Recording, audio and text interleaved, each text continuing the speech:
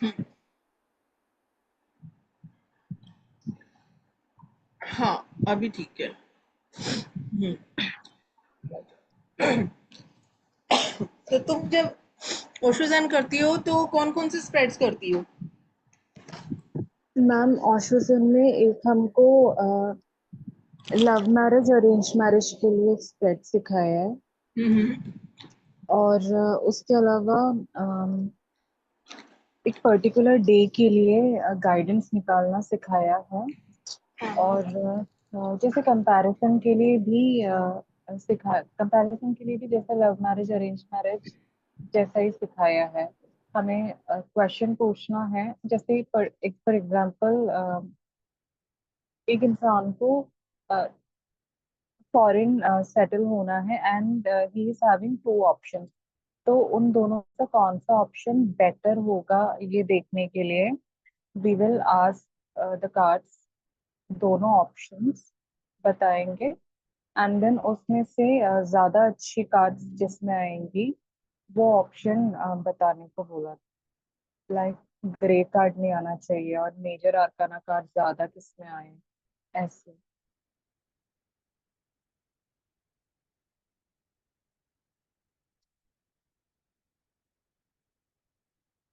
Hello. इसमें हम basic वाले स्प्रेड देख लेते हैं। जैसे सिंपल गाइडेंस के लिए सबसे पहले जब भी आप राइडर वेट करोगे ना डेली अपने लिए गाइडेंस कार्ड निकालोगे। हम्म। ठीक है। ठीक है मैम। उसमें सिंपल पूरा स्प्रेड करके आप गाइडेंस मांग के अपने लिए कोई भी एक कार्ड।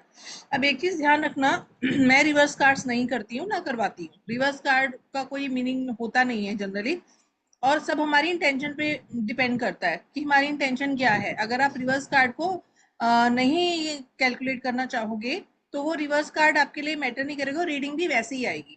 ठीक है। तो ओके। जब भी कोई कार्ड रीड, क्योंकि रिवर्स कार्ड में ना बहुत मिक्स हो जाता है और नेगेटिव मीनिंग बहुत निकल आते हैं, और टैरो ना एनर्जी सेंसिटिव होते हैं। तो बहुत बार सामने वाले का कोई फॉल्ट भी नहीं होता लेकिन तभी रिवर्स कार्ड आ जाते हैं। समझ रहे हो? ठीक है, हम्म। तो इसीलिए आप रिवर्स कार्ड कंसीडर मत करना, जब भी आए आप उसे सीधा करके पढ़ सकते हो आराम से। ठीक है मैम। ठीक है। सिंगल कार्ड आता है गाइडेंस ऑफ द डे। फिर जहाँ पे जैसे कोई आपसे कोई चॉइस पूछता है कि मेरे पास ये ऑप्शंस है, सिंपल जैसे तुमने अपने ओस्टोजैन में करते हो कि आप दो चॉइस में कौन सी चॉइस ज्यादा अच्छी रहेगी, है ना? हम्म। तो ठीक है। हम्म। लेकिन एक इसमें ये भी कर सकते हो कि किसी को कोई प्रॉब्लम आ रही है, वो प्रॉब्लम इंसान फेस कर रहा है, तो एग्जैक्ट वो क्या प्रॉब्लम है, क्योंकि कई बार हमें समझ में नहीं आ रहा होता कि किसकी वजह से प्रॉब्लम आ रही है ना? कोई प्रॉब्लम हम फेस कर रहे हैं हमारे कर्मा की वजह से आ रही है, या कोई इंसान इंटरफियरेंस कर रहा है, या फिर क्योंकि तीन तरह के दुख होते हैं, हम्म। दैहिक दैविक और भौतिक। ठीक है। दैहिक होता है जी। हमारी बॉडी में जो प्रॉब्लम होती है ना? भौतिक होता है जो हमारी नीड्स हैं इस वर्ल्ड के अंदर रह के, कोई फाइनेंसिस की हो गई, कोई चाइल्ड की हो गई, कोई भी नीड्स जो हमारी है।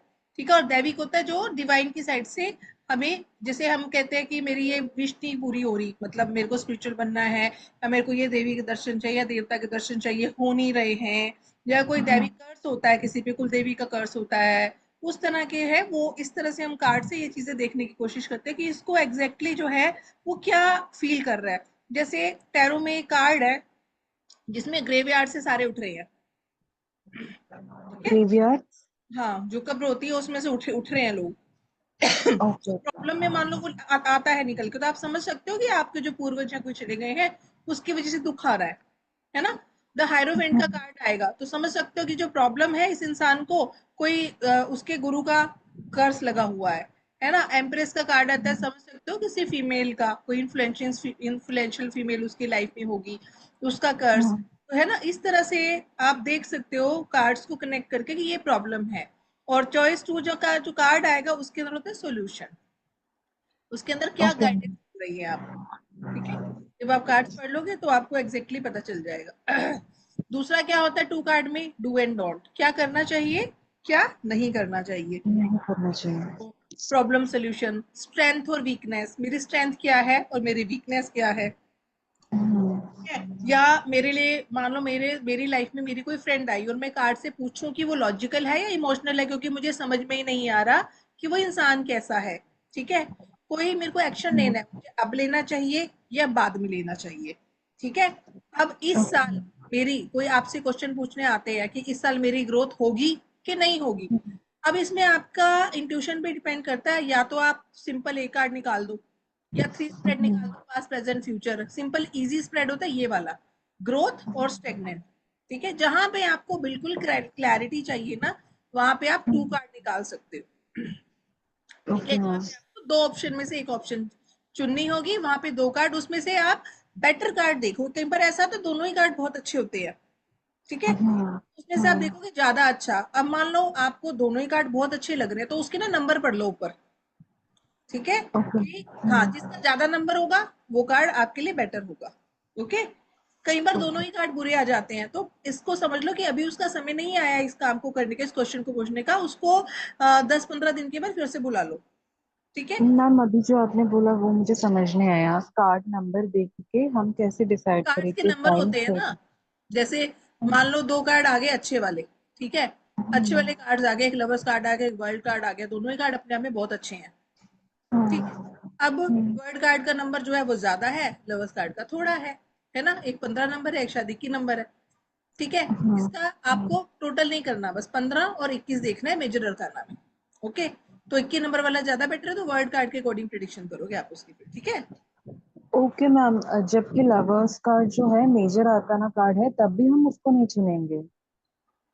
हाँ, क्योंकि मैं ये बोल रही हूँ कि जब आपके पास दो कार्ड सेम सेम एक जैसे हैप्पीनेस वाले कार्ड्स आ जाएं, ठीक है, हम्म। उस केस हम्म। के अंदर आप जो हो वो क्या बोलोगे सामने वाले को, क्योंकि दोनों ही कार्ड अच्छे आ रहे हैं, आप वो आपसे कोई ऑप्शन पूछ रहा है हम्म। अपने लिए, ठीक है। तो उस ऑप्शन में हम्म। दोनों ही कार्ड सेम सेम से आ गए, तब आप क्या बोलोगे, जिस कार्ड का नंबर ज्यादा है ना वो सिलेक्ट कर लोगे, अगर दोनों कार्ड अच्छे हैं तो। मैं ओके। ये बोल रही हूँ आपको, ठीक है। Okay ma'am. जो ज्यादा नंबर वाला कार्ड होगा उसके अकॉर्डिंग आप प्रेडिक्शन करोगे, मैं ये मैम बोल रही हूँ आपको। एक डाउट पूछूं?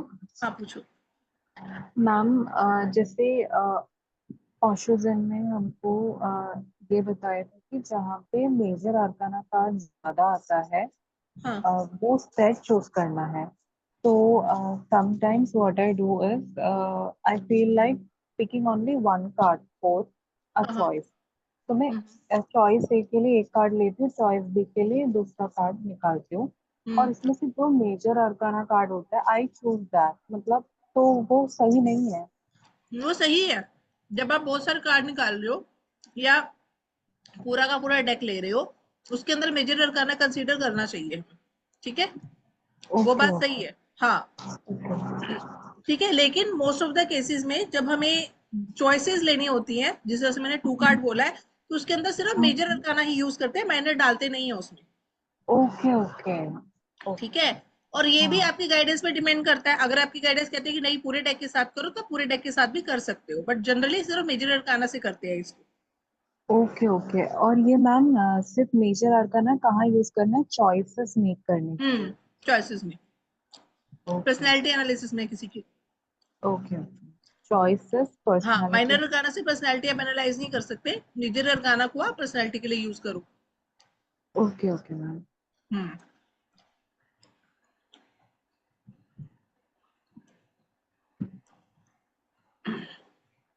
ये करियर के लिए देखो स्प्रेड है, नंबर्स दिए हुए हैं, हम्म। ठीक है। इसमें आप बता सकते हो इस तरह से लगा के 5 कार्ड रीडिंग करो, 5 कार्ड्स निकालो, उसमें आप बताओ जैसे फर्स्ट नंबर पे इंसान को फोकस कहाँ पे ज्यादा रखना है, उसको फिर सेकंड में कार्ड को पढ़ के आप एडवाइस क्या दे सकते हो, तीसरा मेंटोर किसको मानना है, ये बहुत बड़ा पॉइंट होता है लोगों का आजकल, मेरा मेंटर कौन है मुझे पता ही नहीं चलता, कार्ड से बहुत अच्छे से गाइडेंस मिलती है मेंटर कौन है, ठीक है। Science okay. के, हाँ मतलब साइन किस तरह के साइंस उसको अपनी लाइफ में मिलेंगे जिससे उसको लगे कि मेरी ग्रोथ हो रही है। फॉर एग्जाम्पल मान लो 6 ऑफ कप्स का कार्ड आ गया, ठीक है, 6 ऑफ कप्स इमोशनल, 6 लव का नंबर होता है, वीनस का नंबर होता है, तो भाई जब इसके पास किसी की एंट्री होगी, किसी फीमेल में, फीमेल या मेल की, पोजिट जेंडर की भी हो सकती है, किसी दोस्त की भी हो सकती है, किसी बहुत खास की भी हो सकती है, ठीक है, कोई भी इंसान जो बहुत स्पेशल आपके साथ इमोशनल बॉन्ड रखता होगा या इमोशनल बॉन्ड उसका बनेगा आपके साथ में, ठीक है, उस केस में आप अच्छा ग्रो करने लग जाओगे, ये साइन होगा कि अब आपकी ग्रोथ का समय है, ठीक है। ओके। उसके बाद आउटकम, कि इसका आउटकम क्या है, कि क्या मिलेगा उसको अपने करियर में, ये सारा करके जो उसका ये सारे पॉइंट्स को आप कंपाइल करोगे और फिर उसको बताओगे कि ये ना आपको जब मैं कार्ड्स बता दूंगी तो जो मैं स्प्रेड समझा रही हूँ उनकी प्रैक्टिस करना अपने आप कार्ड निकाल के। इसमें क्या होता है कि कार्ड्स के साथ जब हम कनेक्ट होते हैं हमें खुद ही इंट्यूशंस आती है। एक कार्ड कभी भी 10 लोगों के लिए सेम रीडिंग नहीं देगा आपको, हर किसी के लिए सेम कार्ड अलग अलग बोलेगा। ठीक है।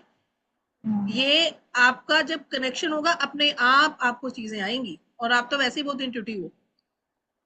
मैम इस बात में तो मुझे थोड़ा, आई डोंट नो, मुझे ऐसा लगता है कि अ, कोई ऐसी चीज है जो क्लाउड करके रखा है हम्म, मेरे इंट्यूशन को। आई कुछ नहीं है। आई फील, पता है मैम, मुझे ना ऐसा तुम लगता है, मुझे राइडर ना वेट कोई करोगी ना, जब तुम राइडर वेट करोगे सब खुल जाएगा, देखना।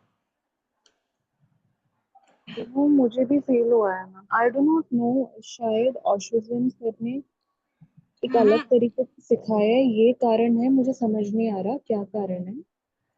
मतलब जैसे आप बोल रहे हो ना कि राइडर वेट सीखोगे तो सब खुल जाएगा, वो एक फीलिंग मुझे भी आती है, क्योंकि राइडर वेट में हर एक कलर कलर को, सिंबल को, नंबर को, इमोशंस को हम्म जो है इंटरप्रेट किया जाता है, तो हम्म आई ऑल्सो फील दैट। अगर मेरे जैसे कि इंट्यूशन जग सकते हैं ना तो तुम्हारी तो जाग ही सकती है, ये समझ के चलना। अरे मैम ऐसे क्यों बोल रहा हूँ? मैं सच बता रही हूँ तुम्हें।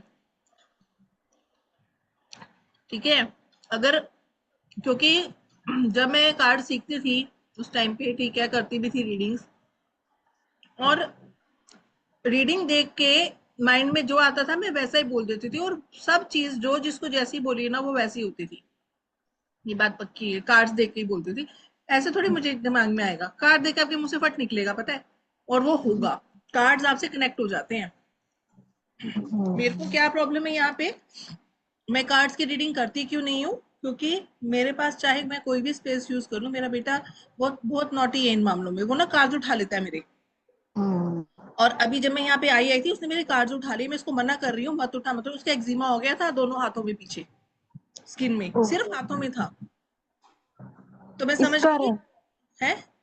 इस कारण मैम, कार्ड्स उठाने के कारण। हाँ हाँ हाँ हाँ, बच्चे वीक होते हैं ना, किसी की एनर्जी स्टक होगी उसमें अभी, तो ओके। इसीलिए फिर मैंने वो पैक करके रख दिया अभी कुछ टाइम के लिए,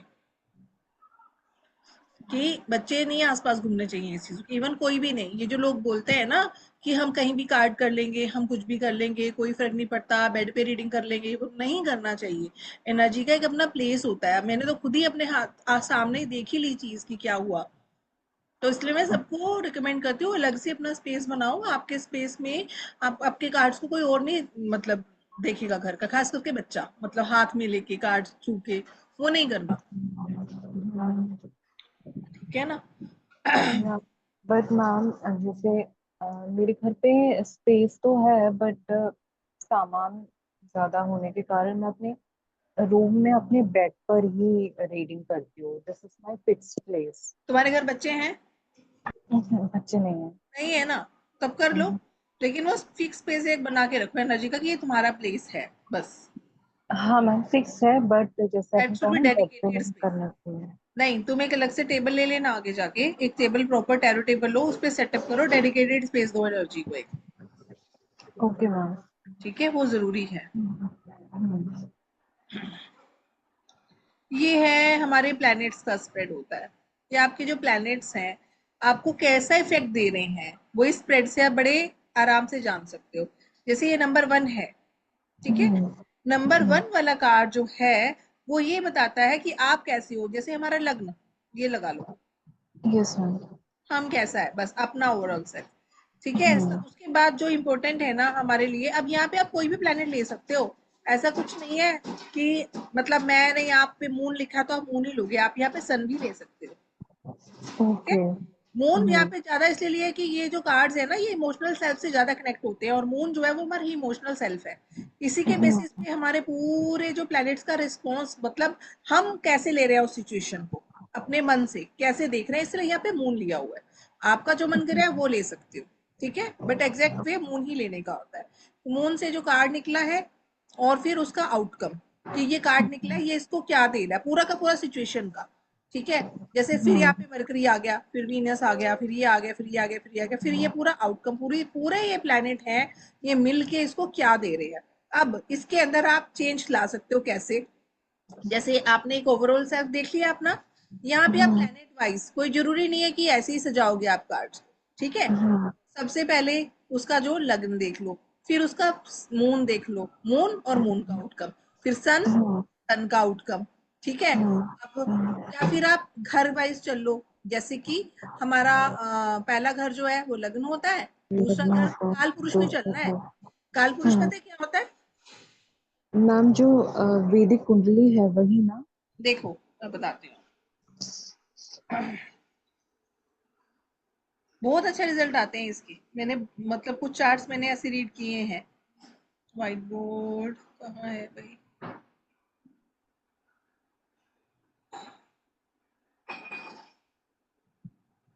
ये ना जूम चेंज सा हो गया है, कुछ पता नहीं क्या हो गया है इसको, हाँ मैम, कुछ एडिशंस है इसमें, है ना? कुछ डिफरेंसेस है मैम। व्हाइट बोर्ड यहाँ से आएगा क्या? देखो, हाँ देखो यहाँ से आएगा white board, new white board. Thank you, ये ले जाओ, मुझे दिखाना बेटा। अभी मैंने ना एक वीडियो डाला है यूट्यूब पे एस्ट्रोलॉजी का, उसको जरूर देखना, तुम्हें काफी हेल्प मिलेगी उसमें। ठीक है मैम, देखो।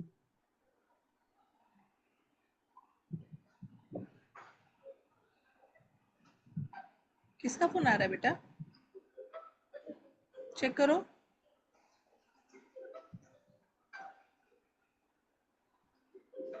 देखो ये बात होती है काल पुरुष की कुंडली। काल पुरुष की कुंडली में पहला घर एरीज का होता है, दूसरा वीनस का, ओके। तीसरा मरकुरी का, चौथा सूर्य का, पांचवा मून का। ये भी मरकरी का हो गया, तो मरकरी तो एक ही बार लेंगे हम प्लेनेट। ठीक है, ये वीनस का, ये मार्स, ये एक ही बार लेंगे। ठीक है, फिर आएगा हमारा सैटर्न, ये जुपिटर है, ये सैटर्न है, ये भी सैटर्न है, ये जुपिटर है। ये काल पुरुष की कुंडली होती है। ठीक है, मैम एक चीज पूछूंगी, ये जो कालपुरुष की कुंडली है नॉर्मल वैदिक कुंडली ही होती है ना, उसी को कालपुरुष बोलते हैं ना? काल पुरुष होते हैं विष्णु भगवान। ठीक है, अच्छा। नहीं हाँ मैम, मैं ये पूछ रही हूँ जो नॉर्मल वैदिक कुंडली होती है, वैदिक एस्ट्रोलॉजी, लग्न, लग्न चार्ट, हाँ, ये काल लग्न पुरुष है, चार्ट। ये बेस है। ठीक है, अच्छा वही मैम, मतलब लगन चार्ट है। लग्न चार्ट। हाँ, ये क्या ओके है? ओके। लगन चार्ट ही है ये, लेकिन हमारे में यहाँ पे कोई भी लगन हो सकता है, दो तीन चार एक से हम्म 12 तक यहाँ पे कुछ भी लिखा हो सकता है ना? हम्म। लेकिन विष्णु भगवान का नंबर एक। ठीक है, ओके। एरीज से शुरू होता है ये। एरीज से क्यों शुरू होता है, इसका भी रीजन है। ओके, हम्म ठीक है। अब जब हम स्प्रेड बनाएंगे तो सबसे पहले हम अपने को प्रेजेंट करेंगे, ये हम लग्न है, यहाँ पे कौन है बेटा, कौन था? ये हमारा लग्न है। ठीक है, अब जी मैम। यहाँ पे आप इस तरह से चल सकते हो, ये है द्वितीय यहाँ पे। भाव, आप सेकेंड मून ले हाउस। सकते हो, आप मून ले सकते हो, मून और सन को पहले ले लो, इसका आउटकम। ठीक है, हम्म हम्म। मैं मिटा देती हूँ, अब यहाँ बना मैम देती सन फोर्थ हाउस आएगा ना? हूँ। ये होता है मून का घर, ये होता है सन का घर। सन का कौन सा घर है? Fifth house. Fifth house, okay. ठीक है, फिर आप ले हम्म सकते हो, मैं कलर चेंज कर लेती हूँ पेन का ना, तुम्हें कोई चार्ट नहीं तो मिटाना मैम, पड़ेगा। मैम सेकेंड हाउस कौन सा प्लैनेट रूल करता है? वीनस। अच्छा वीनस, ओके। वीनस सेकंड और सेवेंथ हाउस को रूल करता है। हाँ, ओके। ये है हमारा फर्स्ट। ठीक है, ये हो गया हमारा मून, मून। इसका आउटकम। ठीक है, ओके। ये हो गया हम्म सन, ये हो गया सन हम्म का आउटकम। ठीक है, अब हम्म। इनके क्लोजेस्ट कौन सा है? मरकुरी, है ना, दोनों साइड मरकरी। में, इधर देखो, ये मरकुरी, ये दोनों साइड में क्लोजेस्ट मरकुरी है पास में, हम्म तो आप यहाँ पे हम्म। मरकुरी ले लो। ठीक है, यहाँ पे ओके। प्लेनेट मरकरी, फिर इसका हम्म आउटकम हम्म। मरकरी। फिर चौथा प्लेनेट हमारा आएगा वीनस। वीनस। ठीक है, वीनस का हम्म आउटकम, फिर आएगा मार्स, है ना, हम्म हम्म मार्स, मार्स का आउटकम, फिर आ जाएगा जुपिटर और फिर आ जाएगा हम्म सैटर्न। हम्म समझ गए कैसे हम्म। सीक्वेंस लेंगे हम? सबसे पहली सीक्वेंस हमारी आएगी मून की, मून की, आउटकम ठीक है। सन, फिर होगा सन का, सन का, ठीक है। फिर आ जाएगा हमारा मरकुरी का, मरकुरी का, फिर आ जाएगा हमारा वीनस का, हाँ वीनस, ठीक है।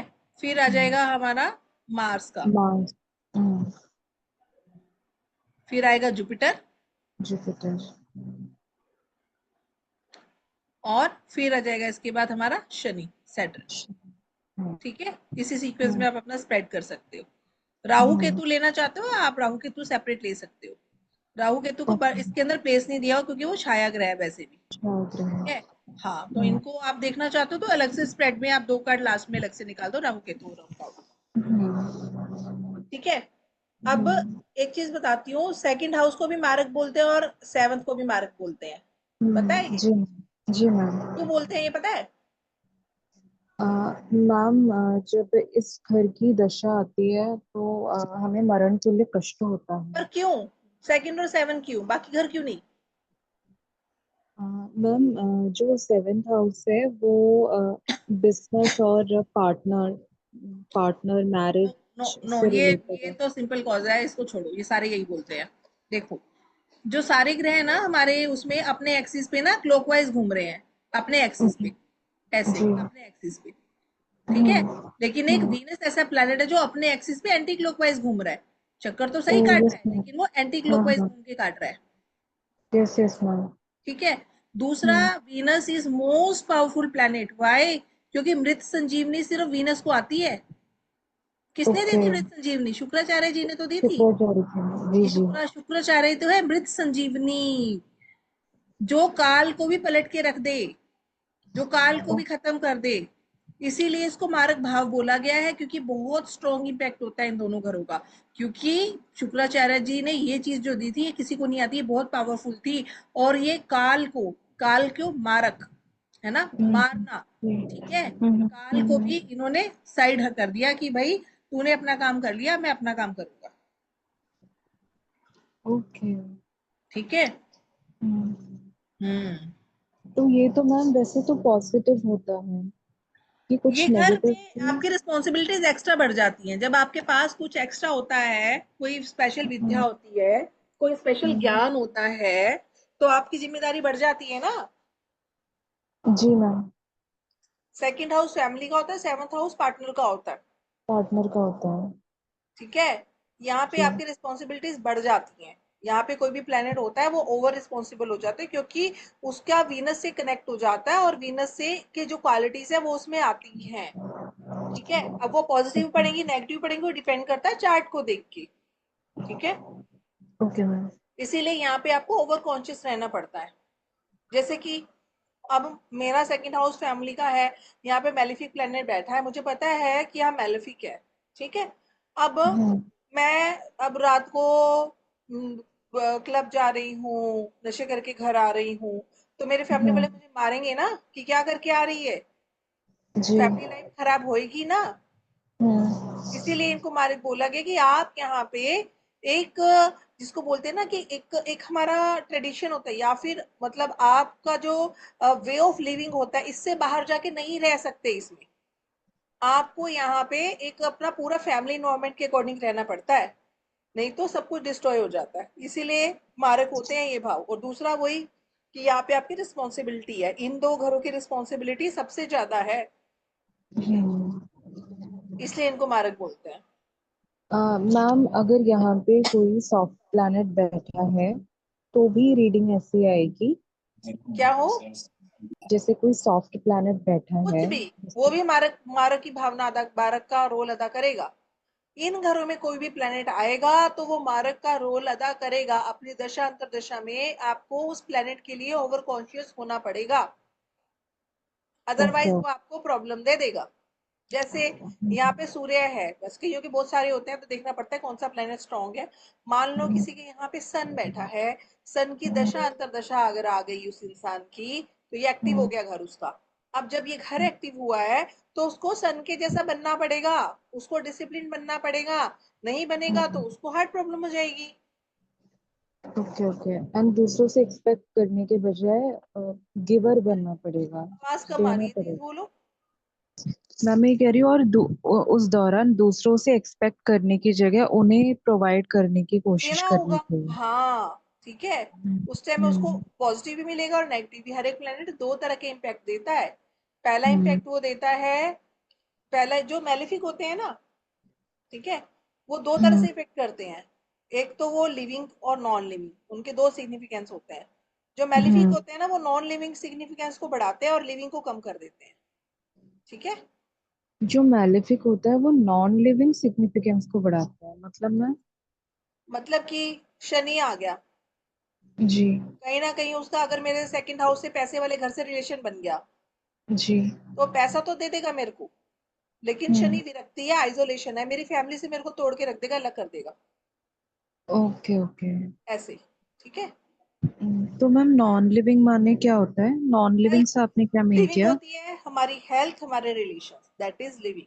नॉन लिविंग ओके होता है मनी, आपके assets, that is non living. Okay okay okay. ठीक है। जी मैम।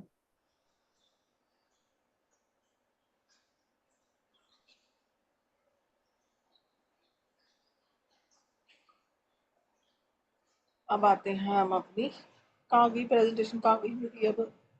ये हाँ, यहाँ से आएगी। पूजा।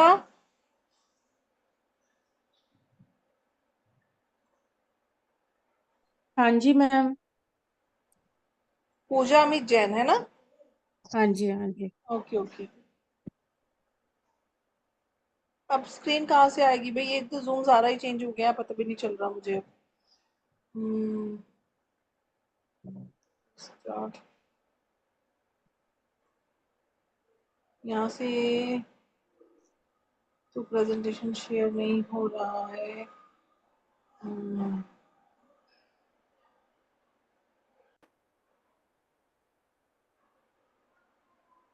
इसको अगर मैं बंद कर दूं, देन कैप्शन, अब शायद आ जाएगी। हाँ। शेयर, शेयर स्क्रीन का नहीं आ रहा ना कहीं पे भी, व्हाइट बोर्ड। मैम यहाँ फोन में तो दिख रहा है। एक सेकेंड।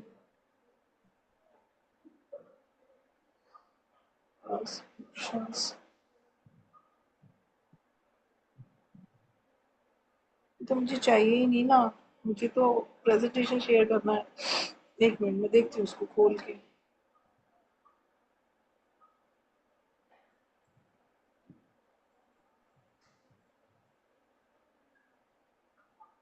हम्म।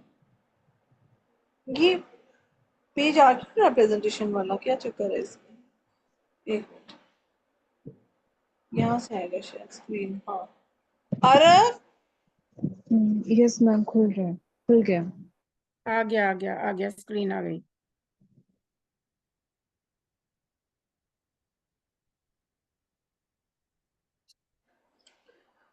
ठीक है, ये वाला आ गया ना स्मेट, समझ तुम्हें एस्ट्रोलॉजी वाला? Yes ma'am. ठीक है। ये बड़े बड़े लोग आते हैं पूछने, how how should I plan my week, जिसमें भी आप वीक को डिवाइड कर दो चार पांच सेक्शन में। ठीक है। बिगनिंग के 2 दिन कर दो, बीच के 2 दिन कर दो, लास्ट के 2 दिन कर दो। ठीक है, फिर वीकेंड कर दो। बस। फिर उसका आउटपुट निकाल दो टोटल। सिंपल। ठीक है, थीम भी मैम निकाल सकते हो कि इस वीक की थीम क्या रहेगी, जैसे कि वो स्वॉर्ड वाला कार्ड है ना जिसमें सारे लड़ रहे हैं, हाँ मान लो मैम। वो कार्ड आ जाता है, तो आपको कहोगे कि इस वीक आपके झगड़े ज्यादा रह सकते हैं और आपको ओवर थिंकिंग की प्रॉब्लम हो सकती है। जरूर। आप जानते नहीं हो। Neha and Puja. Yes. Hello. ठीक है। उसके बाद आप जो है नंबर 2 में बिगिनिंग ऑफ द वीक, यानी पहले 2 दिन कैसे रहेंगे, कार्ड का एनालिसिस कर लो, बिल्कुल पता चल जाएगा। मिडल में कैसा रहेगा, इसमें आपको ये भी पता चल जाएगा देख के कि कौन से पार्ट में उसके ज्यादा चांसेस हैं फाइटिंग होने के, डिसअपॉइंटमेंट होने के। ठीक है। पॉजिटिव कार्ड आ गया तो समझो कि वो रीसेट हो जाएगा। ठीक है। ओके। कार्ड जब जब पढ़ोगे तो एग्जैक्टली आपको पता चल जाएगा। और एक कार्ड आपको पूरा उसका नंबर 5 पे आपकी वीकेंड आपका कैसा रहेगा, आपको परेशानी रहेगी आपके जो कार्ड निकले उसकी वजह से, या आप भूल के आगे बढ़ जाओगे, डिपेंड करेगा किस तरह का कार्ड है आ रहा है आपका। या आप मान लो 4 ऑफ वॉन्ड्स का कार्ड आ गया तो आप बता सकते हो कि अब आप सब कुछ भूल के आप सेलिब्रेशन करोगे, कुछ अच्छा आपको इनविटेशन आ सकता है। ठीक है, जैसे कि मैं आपको बताती हूँ, जब मैंने कार्ड सीखे नहीं थे, कई साल पुरानी बात है, ठीक है, मैंने एक रीडिंग करवाई थी किसी से, उन्होंने ये बोला था कि आपको अपने घर में कोई गुड न्यूज मिल सकती है। Okay ma'am. चेक कर लेंगे, ठीक है। Yes ma'am. तो मैं क्या, मेरे घर में तो कुछ भी प्लान नहीं हो रहा, कौन सा खुशखबरी इस साल मेरे घर आएगी। तो मेरी भाभी का जो है वो सेकंड चाइल्ड हुआ था उस साल। ओके हाँ, तो बहुत कुछ कार्ड से ऐसी ऐसी चीजें आपको पता चल जाती हैं, ठीक है, अगर अच्छे से करो तो। मैम, एक चीज पूछना है। हाँ, मैम, जैसे वीक प्लानिंग कर रहे हैं तो हम क्या डायरेक्टली मंडे से लेके संडे के लिए 7 कार्ड्स नहीं निकाल सकते? मैं कह रही हूँ जैसे गाइडेंस मिले वैसे ही निकाल सकते हो, ठीक है। ओके जैसे ये जस्ट आपको एक आइडिया दिया है कि आप ऐसे कर सकते हो, उसके बाद आपकी गाइडेंस आपको जो बोले आप वैसे कर सकते हो, ओके ओके मैम। ठीक है। ये कर सकते हो, ये तो बेकार सा है, इसका कुछ आता नहीं। अच्छा, आई नीड एडवाइस, है ना, ये टफ टफ से है, इसमें कोई मजे नहीं आते, बेकार से कार्ड, ये स्प्रेड बेकार है, वो बहुत अच्छा था। एक सेल्टिक क्रॉस बहुत लोग करते हैं, ठीक है, सेल्टिक क्रॉस बहुत फेमस है। दो स्प्रेड फेमस होते हैं, सेल्टिक क्रॉस, एक हॉर्स शू, ठीक है। लेकिन ये जनरली जब तक आप इसकी बहुत प्रैक्टिस नहीं कर सकते तो ओवरऑल आपको वो कंफ्यूजन ही दे सकते हैं बड़े आराम से, ठीक है। बट ये पॉइंट जो मैंने लिखे हुए हैं ना, इनको अच्छे से आप समझ लो, और अगर निकालना चाहोगे तो अच्छे से निकाल सकते हो। बहुत अच्छा रिस्पॉन्स आता है सेल्टिक क्रॉस में कार्ड्स का, अब ये नहीं पता मतलब क्यों आता है, बट बहुत अच्छा आता है, ठीक है। हाँ, मैम, जैसे मैं नंबर ब्रीफ में एक्सप्लेन कर सकती हूँ? सिंपल, आपको क्या करना है, कार्ड्स का जब आपने बहुत सारे कार्ड अपने स्प्रेड कर दिए, उसके अंदर आपको बोल के निकालना कि अब मैं सेल्टिक क्रॉस निकालूंगी। सेल्टिक क्रॉस में ना कोई भी हमें प्रॉब्लम आ रही होती है, आप उसके डीप रूट तक जा सकते हो, ओके ठीक है। ओके हाँ, डीप रूट तक जा सकते हो कि उसको क्या एग्जैक्टली प्रॉब्लम आ रही है, और फ्यूचर में उसको क्या उसका आउटकम मिलेगा, उसकी कमी क्या है, और वो उसको उसकी स्ट्रेंथ क्या है, ठीक है। ओके यहाँ से ये मैम। पता चलता है। जैसे कार्ड नंबर 1 में वही कि क्या चैलेंज एग्जैक्टली कोई इंसान फेस कर रहा है, क्योंकि मोस्ट ऑफ द टाइम ना हम लोगों को अपनी प्रॉब्लम ही समझ में नहीं आती कि भाई क्यों हो रही है, ठीक है, क्या हो रही है एग्जैक्टली, लोग ये भी नहीं समझ पाते हैं। मान लो किसी को मनी की प्रॉब्लम आ रही है, बट उसको रूट कॉज नहीं पता होगा ना मनी का क्या है। अब अब यहाँ पे अगर 4 ऑफ वॉन्ड्स का कार्ड निकल आ गया चैलेंज पे, तो आपको पता चल जाएगा कि ये आदमी जो है सेलिब्रेशंस पे पैसा ज्यादा खर्च करता है ना।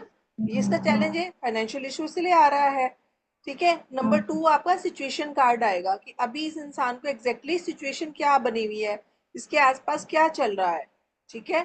फिर नंबर 3 कार्ड आप उसके नीचे, क्योंकि रूट हमारे नीचे होती है ना, रूट जी। कहाँ होती है, हमारा नीचे होती है, नीचे इसलिए हमने दिखा। नीचे रखा, ठीक है। कि भाई रूट क्या है, उसको क्यों प्रॉब्लम आ रही है एग्जैक्टली उसको, मतलब रूट का मतलब होता है कोई पास्ट लाइफ कार्मिक इशू भी हो सकता है यहाँ पे, ठीक है, वो भी हो सकता है। 7 नंबर का कार्ड आ गया, केतु आ गया, प्लेनेट भी देख लो, या आप उसमें कार्ड को भी पढ़ोगे, साथ में उसका नंबर भी पढ़ोगे, उसका कॉम्बिनेशन बताओगे। नंबर जो होता है कार्ड्स का वो बहुत सिग्निफिकेंस रखता है, ठीक है, उसको आप देखोगे। फिर आ गया नंबर 4, उसका पास्ट, हमारा जो लेफ्ट साइड होती है ना बॉडी की, जनरली वो पास्ट होता है, ठीक है, हमारे बॉडी जी। की लेफ्ट साइड पास्ट होती है, ओके। और जो हम होते हैं, देखो ऊपर लेफ्ट साइड में मैंने पास्ट लिखा है, और नंबर जी। 5 प्रेजेंट, जो हम है, मैं, वो मैं, मेरा बीच वाला हिस्सा वो है प्रेजेंट, ओके। ओके और जो मेरा ओके जी। राइट हैंड है, नंबर 6 आ गया, ये हो गया मेरा near future. Okay ma'am, means आने वाला कल। हाँ, वो हमारा राइट साइड होता है, ठीक ओके है। इससे क्या है, आप ना कभी भी भूलोगे नहीं कि मेरे को अपना पास्ट का कार्ड कहाँ रखना है, मेरे को अपना फ्यूचर का कार्ड कहाँ रखना है ना, आप उसको भूलोगे नहीं। कभी भी, आपको याद रहेगा कि भाई यहाँ यहाँ मेरे को ये कार्ड रखने हैं, इसलिए मैं बता रही हूँ। फिर 7, 8, 9, 10 सिंपल। 7 में मेरी स्ट्रेंथ क्या है, मेरी पावर क्या है। 8 नंबर में आपको ये पता चल जाएगा कि वो खुद तो कितना इन्वॉल्व है इस सिचुएशन के अंदर, और अगला पॉइंट होगा कि बाहर वाले की कितनी इन्वॉल्वमेंट है, कितने लोग इसमें इन्वॉल्व है, कोई है भी है कि नहीं है, पॉजिटिव वे में इन्वॉल्व है या नेगेटिव वे में इन्वॉल्व है, ये आ जाता है। ठीक है, हाँ ओके मैम। नहीं। फिर होप्स एंड फीवर, फियर कि उसको डर क्या है, उसकी क्या इच्छा है, इसके लिए 2 कार्ड भी निकाल सकते हो। ठीक है, कि उसकी डिजायर क्या है, एग्जैक्टली उसको कौन से पॉइंट पे जाना है लाइफ में, या उसकी जो सोल है वो क्या लेवल अटेन करना चाहती है, क्या गेन करना चाहती है। और फियर के लिए एक अलग कार्ड निकाल लो कि इसको अभी इसकी सोल को आगे बढ़ने से कौन रोक रहा है, क्या डर है इसको, किस चीज का डर है। ठीक है, ओवरऑल आउटकम आएगा नंबर 10। समझ में आ गया मैम सेल्टिक स्प्रेड कैसे करते हैं। मैम ये एंटायर 1 से लेके 10 तक है ये क्या बोल सर्टिफिकेट। रहे हो, मैं पूछ रही हूँ ये जो 1 तुम्हारी से आवाज लेके। इतनी कम है ना, मेरे को कुछ नहीं सुन रहा। Ma'am am I audible? हाँ अब बोलो। मैम मैं ये बोल रही हूँ कि 1 से लेके 10 तक ये पूरा सेल्टिक क्रॉस स्प्रेड है। हाँ ये सेल्टिक क्रॉस स्प्रेड है। Okay okay. ठीक है, हम्म। इसमें एक कार्ड अगर आप डिजायर और फियर का अलग निकालना चाहते हो तो निकाल सकते हो। ठीक है, ओके मैम, 11th और 12th का। हाँ 11 भी कर सकते हो इसमें। अब आ जाओ, कहाँ तक किया था हमने सिंबल्स।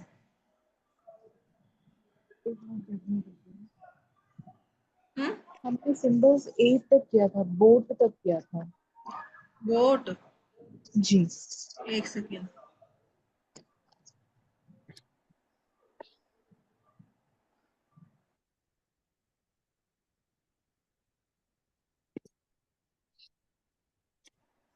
हाँ जी, हम थे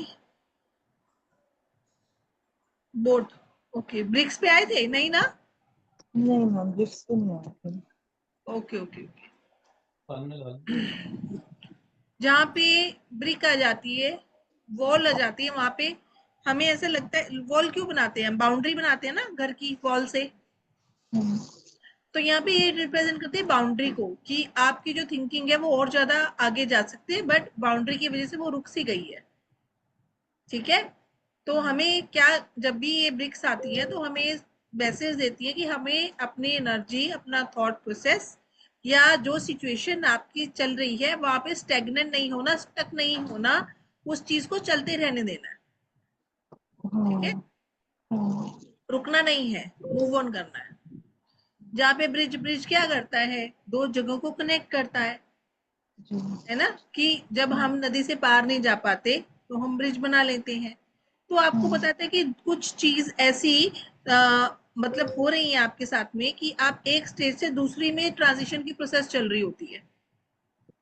ठीक है, कि आपके पास कोई ना कोई रास्ता है आगे बढ़ने के लिए, बाहर निकलने के लिए, किसी भी सिचुएशन से निकलने के लिए। ठीक है, हम्म।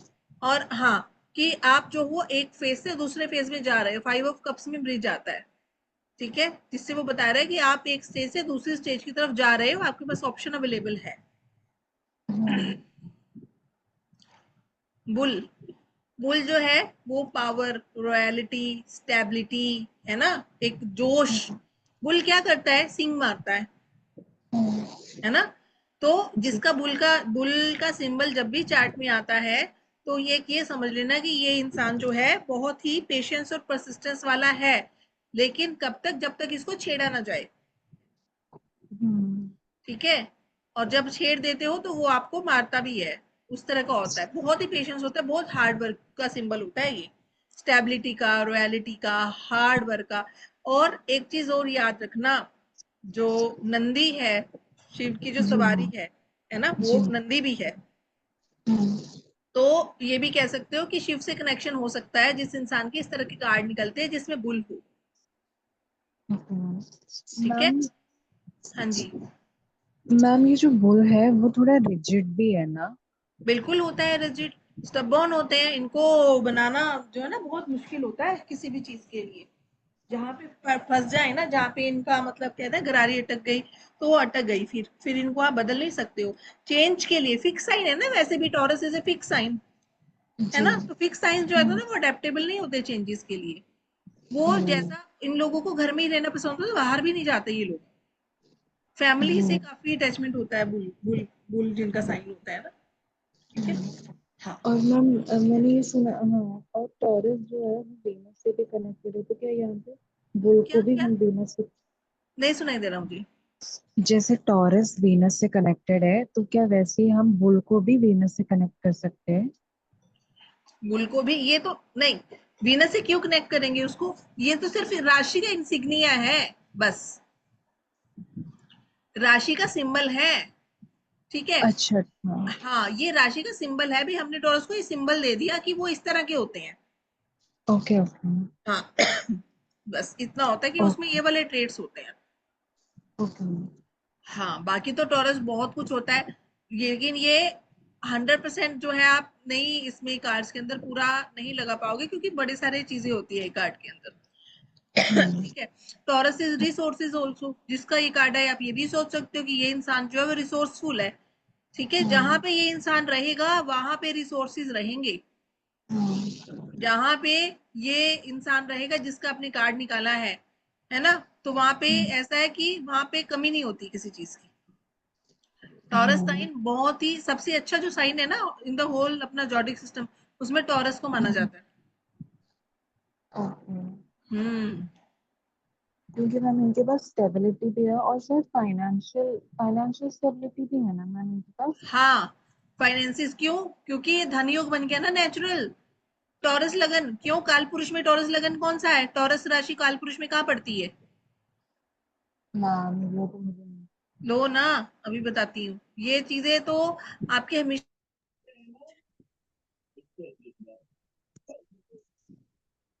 मैम आपकी आवाज नहीं आ रही है अभी।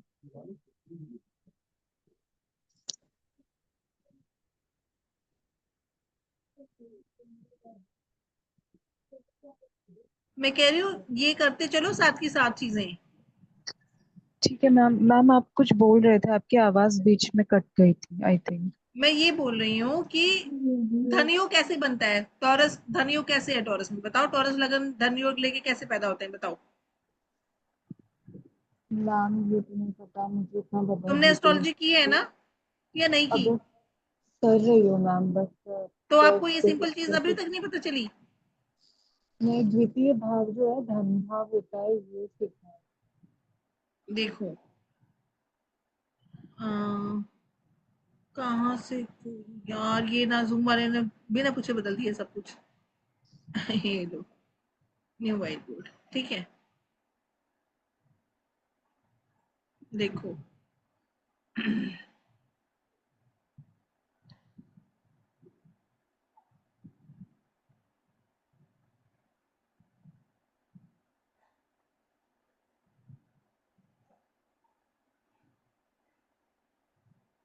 ये हमारा लगन है, ठीक है। ये जी। नंबर 2, 2 लिखा है यहाँ पे। जी। ये किसका क्या है, ये कौन सा भाव है ये, ये द्वितीय भाव। किस चीज का, धन का भी होता है फैमिली के अलावा। धन, फैमिली, वाणी, अभी धन, ईटिंग अभी के लिए धन हैबिट्स। लेके चलो, हम धन योग पढ़ रहे हैं ना, कैसे होता है धन योग, टॉरस जी। का धन योग कैसे होता है। जब हम्म। ये जो साइन है, ये जो राशि है यहाँ के बैठ गई, तो द्वितीय का और लगन का संबंध बन गया। जी। तो ये लगन, जिसका ये लगन है वो क्या लेके पैदा होगा, धन। जी। द्वितीय और लगन का संबंध जो है ना वो धनयोग क्रिएट करता है, ये भी एक धनयोग होता है। ठीक है। हम्म। इसीलिए टॉरस को रिसोर्सेज भी बोलते हैं। मैम हम एक एक बार और एक्सप्लेन करो कि जैसे सेकंड हाउस में कौन सी राशि बैठी है, सेकंड टॉरस, राशि बैठी है। Taurus, okay okay. हाँ मैम। टॉरस, और जी जी। ये और आपके जो लगन में आ गया, आपका लगन टॉरस बन गया। ये काल पुरुष के सेकंड हाउस में टॉरस बोल रही हूं मैं। जब भी हम रीडिंग लेंगे काल पुरुष को जरूर लेंगे, ये काल पुरुष का चार्ट ये तो ये बना दिया मैंने। मैम मान लो, जैसे सेकंड हाउस में अगर टॉरस बैठा है, वृषभ बैठा है, तो वो लग्न में कैसे नहीं वृषभ नहीं, बैठा अरे काल पुरुष का बोल रही हूँ मैं, पहले काल पुरुष पे जाओ, यहां से समझो। ये काल पुरुष का एक से शुरू होता है। यहाँ पे काल पुरुष की ये जो दूसरी राशि है क्या है काल पुरुष की? वीनस बोला था आपने। टॉरस। क्या है? राशि कौन सी है ये? राशि टॉरस, वृषभ राशि। वृषभ राशि। अब किसी का लगन वृषभ बन गया, अगर लगन क्या बन गया? वृषभ। वृषभ। तो काल पुरुष का कौन सी राशि किसी के लगन में आई है? सेकंड हाउस की राशि सेकंड हाउस की लग्न में राशि आई है। लगन में आ गई। तो सेकंड हाउस और लगन का रिलेशन बन गया। जी। दिस इज धन योग। ओके। ओके। अब आगे समझ में? जी मैम एक बात बोलूं।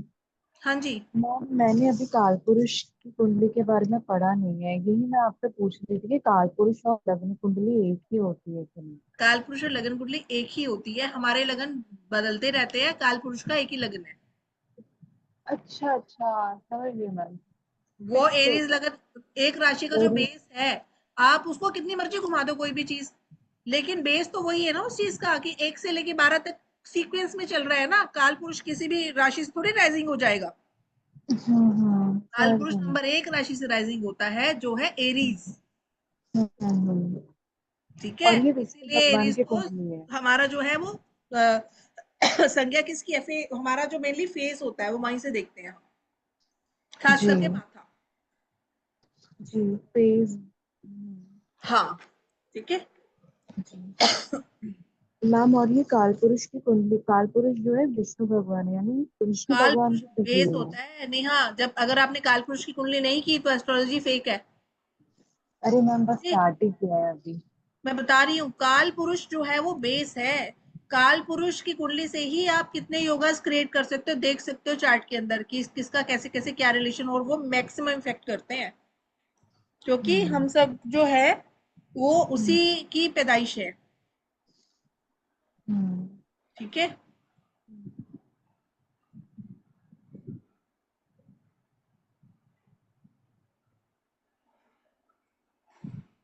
हम्म।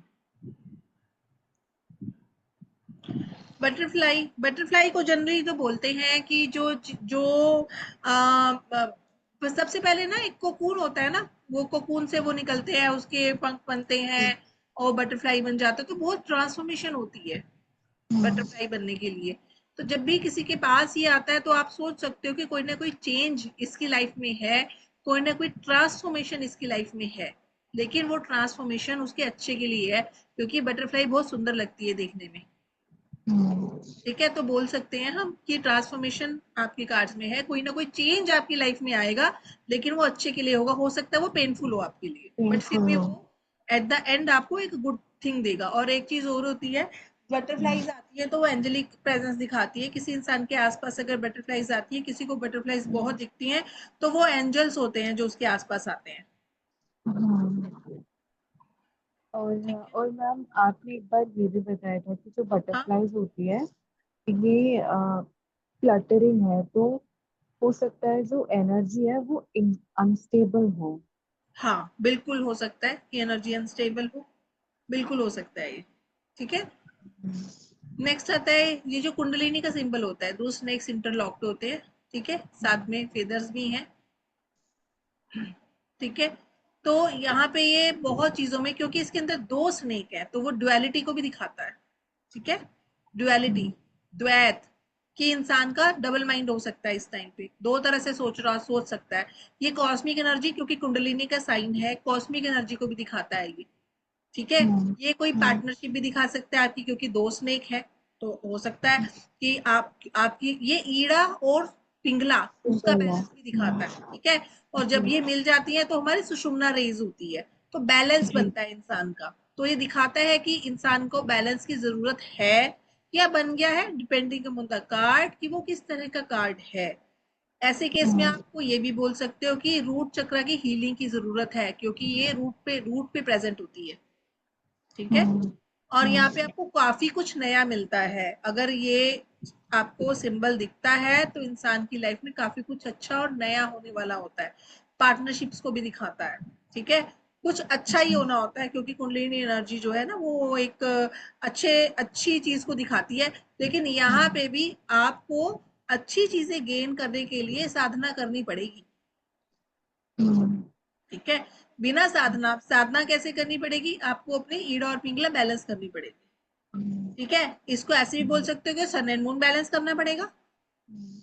या राइट और लेफ्ट ब्रेन बैलेंस करना। हाँ, ठीक है, वो बैलेंस करोगे तो फिर आपकी proper balancing body and mind की हो जाएगी, जिससे कि आप जो नया चेंज आ रहा है या कुछ नया करने जा रहे हो या कोई पार्टनरशिप करने जा रहे हो, वो आपके लिए फ्रूटफुल रहेगी, बट उसके लायक आपको बनना पड़ेगा पहले। ठीक है। मैम ये स्पिरिचुअल अवेकनिंग भी दिखाती है ना किसी हाँ, इंसान को? दिखाता है स्पिरिचुअल अवेकनिंग, बिल्कुल दिखाता है कि हो सकती है इंसान की, बट वो एक पेनफुल प्रोसेस होती है, हम्म। क्योंकि उसमें क्या है कि आपको समझ ही नहीं आती एग्जैक्टली आपके साथ हो क्या रहा है। और बहुत सारे साइंस होते हैं स्पिरिचुअल अवेकनिंग के, किसी का पहले कोई साइन एक्टिव होता है, किसी का कोई साइन एक्टिव होता है, सबके अलग अलग साइंस एक्टिव होते हैं। मतलब कोई कुछ फेस करता है, कोई कुछ, लेकिन बहुत कुछ ना उसकी लाइफ में पीछे छूट जाता है, जिसकी स्पिरिचुअल अवेकनिंग हो जाती है। उसको सारी जो चीजें है ना वो यूजलेस लगती हैं, इसका क्या मतलब है यार, क्या हो रहा है ये। ठीक है, वो जनरली करेक्ट नहीं कर पाता फिर इस वर्ल्ड से, तो एक पेनफुल प्रोसेस होती है। तो बेटर है कि जितना बेवकूफ बन के रहो वर्ल्ड में, उतना ही अच्छा रहता है। मैम एक बात पूछी। हाँ जी। मैम जैसे ऑफर्स में जो भी लोग आते हैं तो क्या उन सब की स्पिरिचुअल अवेकनिंग नहीं हुई? चल रही है, इन प्रोसेस है। मीन्स कहीं ना कहीं जो स्पिरिचुअल अवेकनिंग हो रही है इसीलिए हम सब जो है ऑफर्स की तरफ मुड़े हैं। अलग अलग साइज होते हैं ना सब में, जैसे किसी को किसी को जो है वो आइसोलेशन फेस करनी पड़ती है।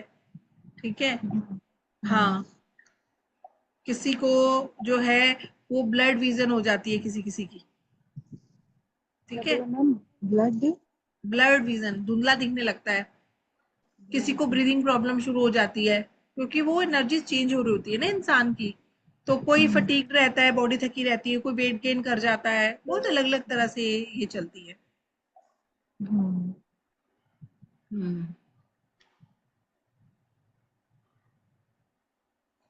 उस तरह से। जी। ठीक है, उस तरह से होती है स्पिरिचुअल अवेकनिंग। अच्छा हम्म, मैम मतलब स्पिरिचुअल अवेकनिंग यानी जो नॉर्मल हम लोग एक्सपीरियंस करते हैं स्पिरिचुअल अवेकनिंग नहीं है ना? ये मीन कर रहे स्पिरिचुअल अवेकनिंग में आपको रियलिटी पता चल जाती है लाइफ की, और आप ना द्वैतवाद में नहीं रहते, आप अद्वैत हो जाते हो। हो? द्वैतवाद ओके। होता है कि भाई हम जगह जगह जा रहे हैं, बाहर भगवान को ढूंढ रहे हैं, पर वो तुम्हारे अंदर ही है ना। आपका अपनी सोल के साथ में एकाकार हो जाता है, that is spiritual awakening. Okay ma'am okay. ठीक है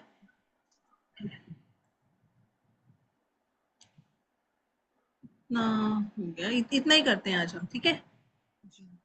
कैसल करेंगे कल, कल नहीं परसों करेंगे, परसों। जी मैम। ठीक है। हम्म। मुझे कैट अच्छी नहीं लगती इसलिए मुझे भी पढ़ाना नहीं है कैट। मुझे ठीक भी है, बहुत अच्छी लगती है मैम।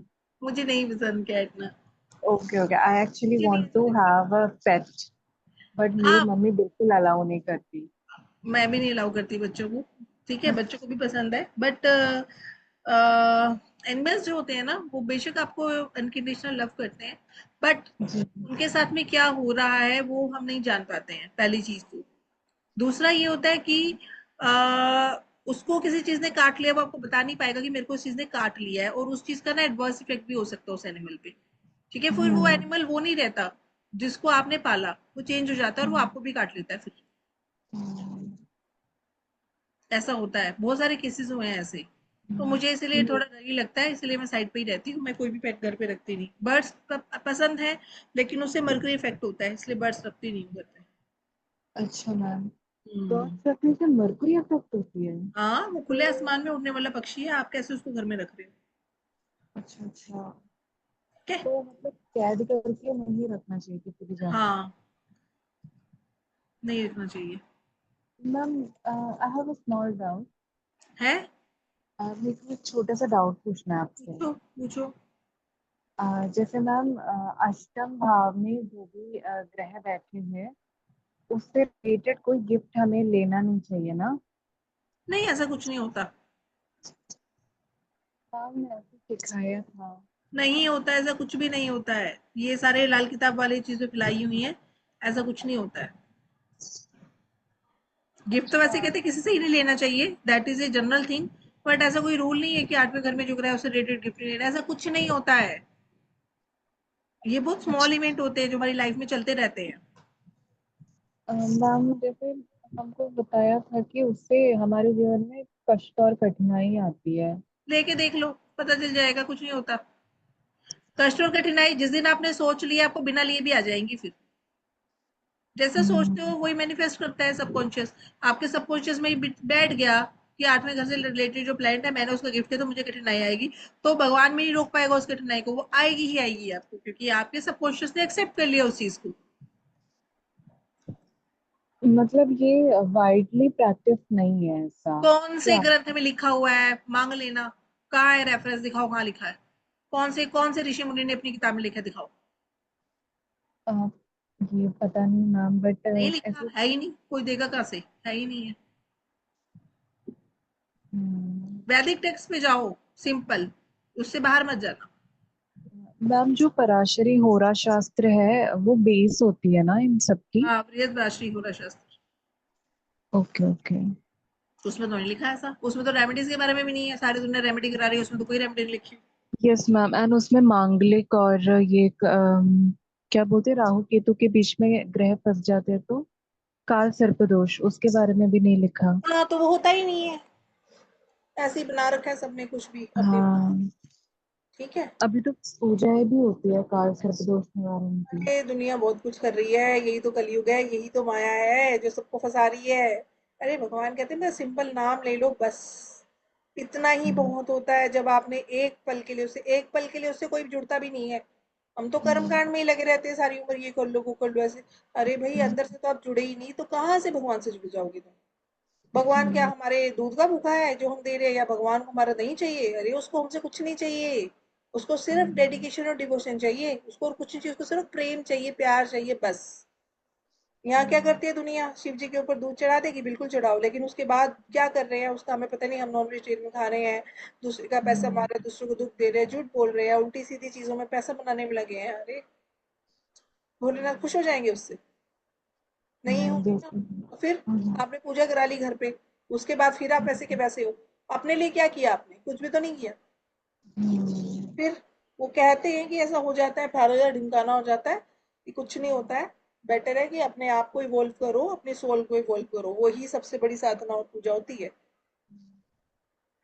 तो मैम ये जो ऑक्टल प्रोफेशन है ये कितना एक स्टेबल प्रोफेशन है किसी के लिए भी, फॉर यू नो? देखो, प्रोफेशन करना हो करो, लेकिन सिंपल चीजें जो है वो लाइफ में फॉलो करो बस। Simple connectivity. अब जैसे आपको रेमेडी देनी है किसी को, तो सिंपल रेमेडीज दो, इतनी हाई फाई। अब जो लोग पानी में कोयला फैलाते हैं, कहते हैं कोयला डाल दो पानी में, कितना पानी गंदा होता है कोयले से, पता है? कितने जानवर मरते होंगे उससे, पता है? जी जी। फिर मेरे हस्बैंड को किसी ने बोला कि मछली वाले से मछली लेके ना नर्मदा नदी में डाल दो। ठीक है। हाँ, नर्मदा के पास हम रहते थे, इन्होंने डाली नहीं। क्यों क्यों? कहते कहते मैं मछलियां डालूंगा छोटी छोटी, उसको जानवर खा जाएंगे दूसरे बड़े वाले, यहाँ पे सेफ तो है कम से कम। हाँ, आपने इतना सोचा तो यूनिवर्स नहीं आपके लिए सोचेगा, वो आपको 1000 गुना ज्यादा अच्छा करके देगा। वो ये नहीं कहेगा तेरे को रेमेडी भी देते तुमने नहीं की, वो नहीं बोलेगा, वो कहेगा इसने किसी के बारे में सोचा, तो क्यों ना मैं इसको अच्छा दूं। हर एक थॉट का गवाह जो होता है यूनिवर्स होता है, हर एक थॉट का। ठीक है। कल को मैं सोचूं किसी को, यार मैं इसको ये जेमस्टोन रिकमेंड कर दूं, है ना, और ये जेमस्टोन की इसको ज्यादा जरूरत तो है नहीं, इसका काम तो वैसे ही चल जाएगा, लेकिन चल 40-50 हज़ार रुपए मेरे भी बन जाएंगे। ठीक है। कोई फायदा नहीं होगा, मैंने आज तक एक भी जेमस्टोन नहीं बेचा।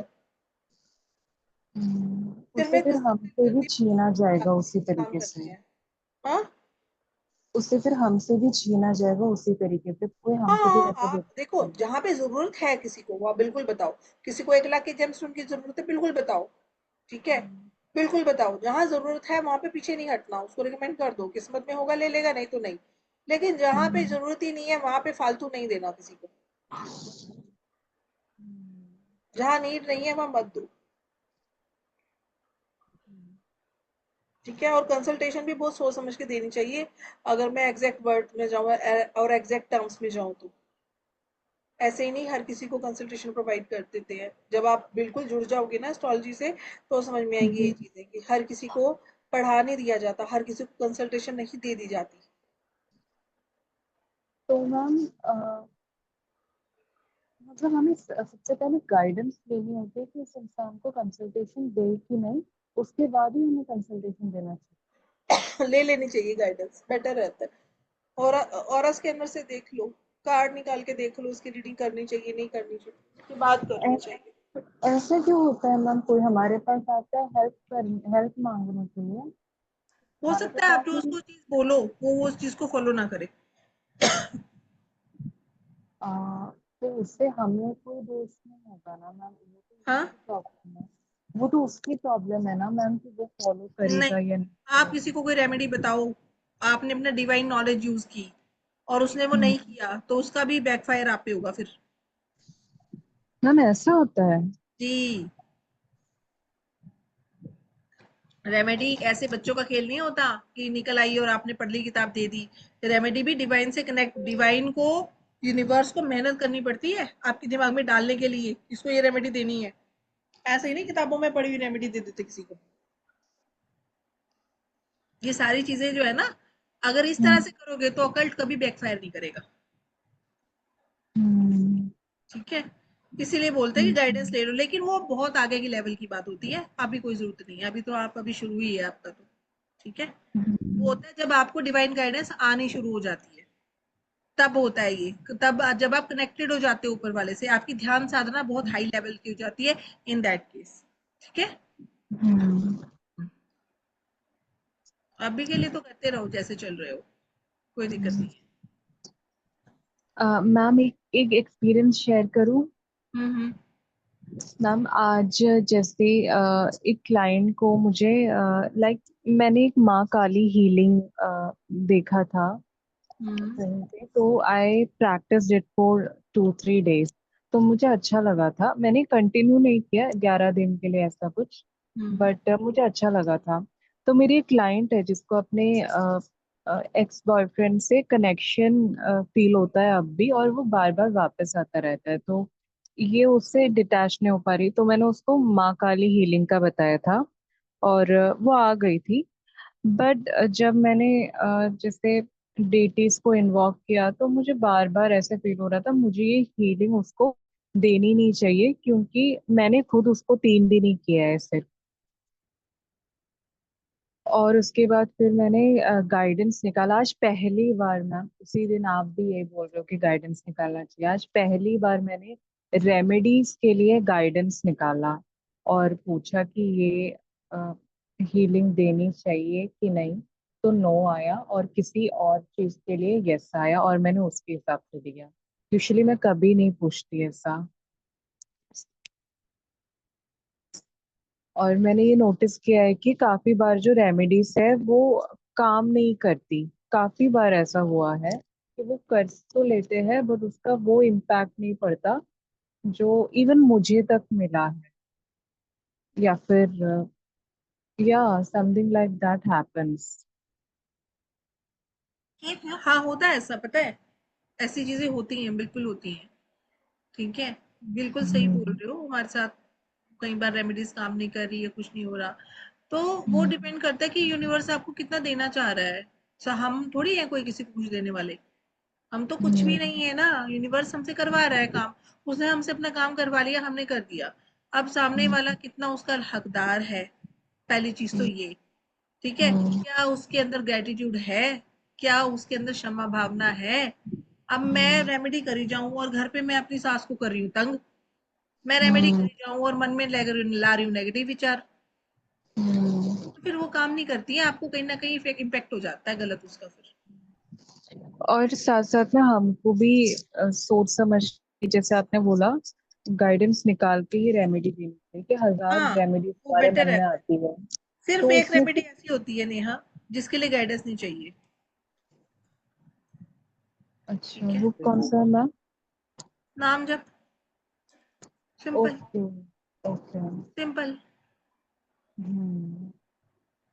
ठीक है, कर्मा में होगा तो नाम जप करके पार लग जाएगा, नहीं होगा तो कुछ नहीं कर पाएगा। लेकिन अभी राहु का युग है तो इसलिए लोग रेमेडीज के पीछे भागते हैं, ये रेमेडी दे दो, वो दे दो, ये कर दो, वो कर दो, बहुत कुछ करते हैं। ठीक है? जब भी आप सेवा भी करते हो ना भगवान की किसी भी तरह से, तो निष्काम होके करो, वो ज्यादा बेटर होती है rather than कि मांगने के। ठीक है?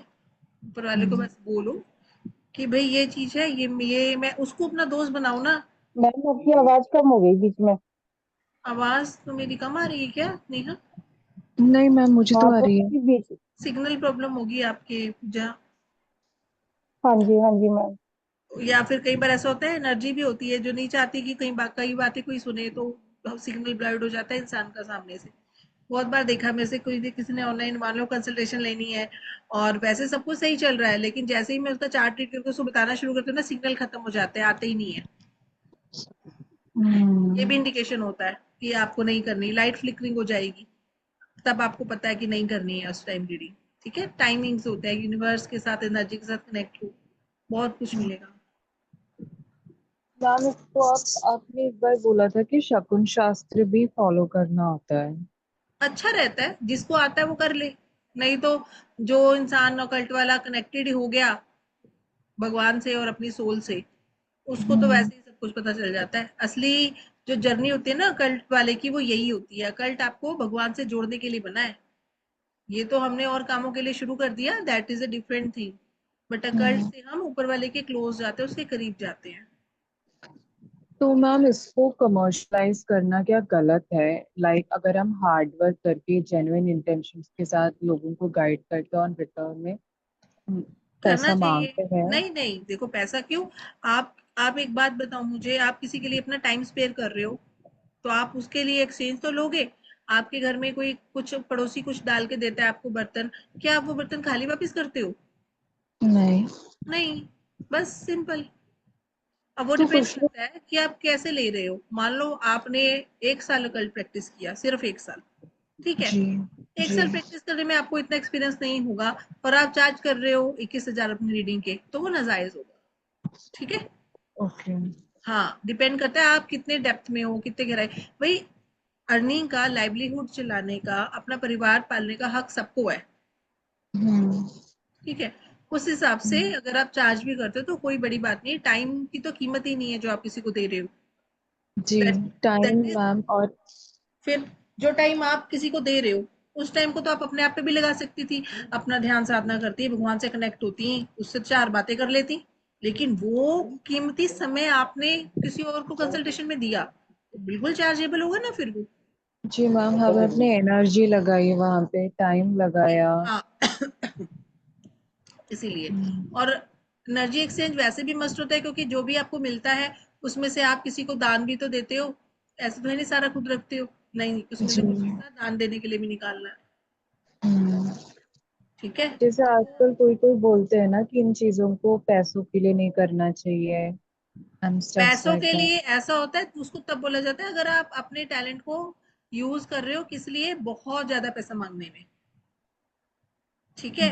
आप कह रहे हो भी मैं तो 21,000 रुपये रीडिंग के लूंगी भाई, और एक्सपीरियंस हमें है नहीं, तो वो नहीं। जब आप उस लेवल पे पहुंच जाओ, देन आप ये सोचो अब मैं इतना चार्ज कर सकता हूँ। क्योंकि उस टाइम पे ना, उस टाइम पे क्यों क्यों इंसान का, कई बार किसी इंसान के पैसे क्यों इतने ज्यादा बढ़ जाते हैं जो बहुत एक्सपीरियंस वाले होते हैं, क्योंकि हर किसी को वो गाइडेंस नहीं मिलनी होती है।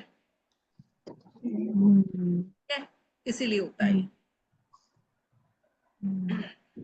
और कई लोग होते हैं नाराज नाराज भी ले रहे होते हैं, ऐसा भी होता है।